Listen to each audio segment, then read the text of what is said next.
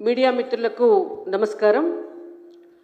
Bharatiya Janata party Goshamahal MLA Shri Raja Singh గారు June 30వ తారీఖు నాడు భారతీయ జనతా పార్టీ సభ్యత్వానికి రాజీనామా చేసినటువంటి విషయం మీ అందరికీ కూడా తెలిసిందే.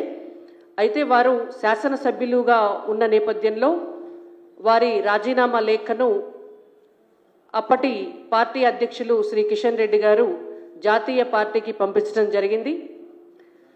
జాతీయ పార్టీ గత అనేక సార్లు కూడా రాజా సింగ్ గారు వారే పార్టీకి సస్పెండ్ చేసినా కూడా అనేక సార్లు వారిని మళ్ళీ పార్టీలోకి తీసుకోవడం జరిగింది.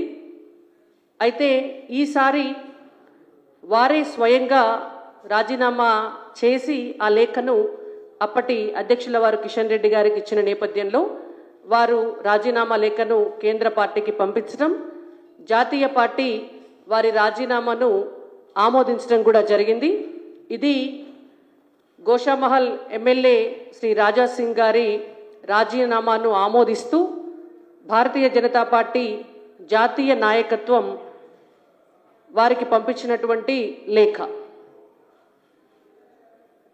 రాజా సింగ్ గారి పట్ల పార్టీ కార్యకర్తలకు కానీ పార్టీ నాయకత్వానికి కానీ ఎటువంటి వ్యక్తిగత విభేదాలు లేవు. కేవలం క్రమశిక్షణ రాహిత్యం అనేటువంటి అంశం నేపథ్యంలోనే వారే రాజీనామా చేసిన నేపథ్యంలోనే ఈ రాజీనామాను ఆమోదించడం జరిగింది. ధన్యవాదాలు.